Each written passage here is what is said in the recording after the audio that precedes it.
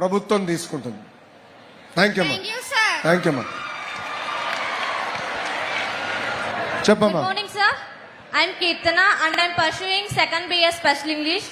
Sir, మీది arrange marriage అని మాకు తెలుసు.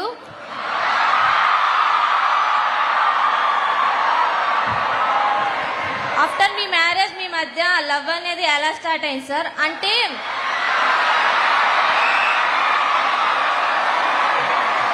చెప్పమ్మా. అంటే అరేంజ్ మ్యారేజ్ అయిన కపుల్స్ మధ్య అంత బాగుండదని బయట అపోహ సార్. చాలా పర్సనల్ క్వశ్చన్ అడిగావు చెల్లి.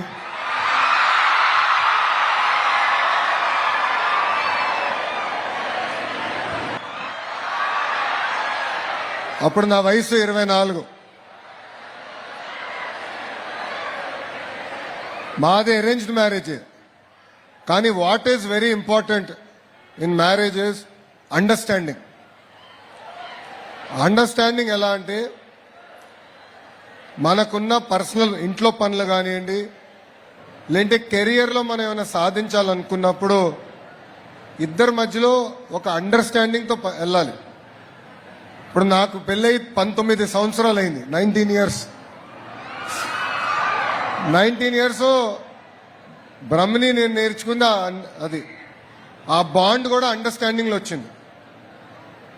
సో మేము ఏంటంటే అమెరికాలో మాకు పెళ్ళైన తర్వాత అమెరికాకి వెళ్ళాం.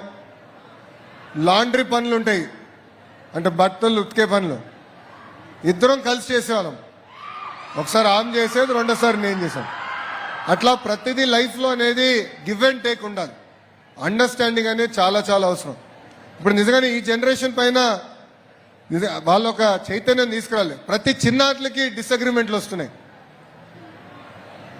ప్రతి చిన్నాట్లకి అది కష్టం అంటున్నారు. Life is all about an understanding. మన తల్లిదండ్రులు చూసి నేర్చుకోవాలి, మన అవ్వతాతలు చూసి నేర్చుకోవాలి. That is greater bond, greater understanding. That is the strength of an Indian family. ఈరోజు భారతదేశంలో ప్రపంచంలోనే అతి తక్కువ డివోర్స్ రేట్స్ ఉన్నాయంటే దానికి కారణం మన ఇండియన్ ఫ్యామిలీ సిస్టమ్. ఆ ఫ్యామిలీ సిస్టంలో అండర్స్టాండింగ్తో, సో ఆ ఇండియన్ ఫ్యామిలీ సిస్టమ్ అనేది, ఆ బాండింగ్ అనేది తరతరాలుగా మనకు వస్తుంది. టెక్నాలజీ మారచ్చు, ఆర్థికంగా మనందరం పైకి రావచ్చు, కానీ ఆ ఇండియన్ ఫ్యామిలీ సిస్టమ్, ఆ బాండ్ ఏదైతే ఉందో అది మనం మర్చిపోకూడదు చెల్లి.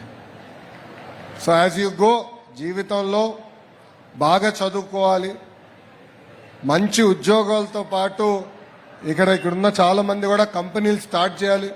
10,000 మందికి ఉద్యోగాలు కల్పించే స్థాయికి మీరు రావాలి.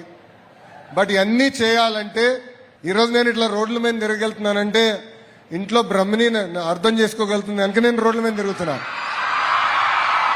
ఆనాడు నేను పాదయాత్ర చేయగలిగినానంటే ఇంట్లో సపోర్ట్ ఉంది కనుక నేను చేయగలను. That is the bond, that is the understanding. So give and take, understanding అని చాలా చాలా అవసరం. థ్యాంక్ యూ థ్యాంక్ యూ చెల్లి.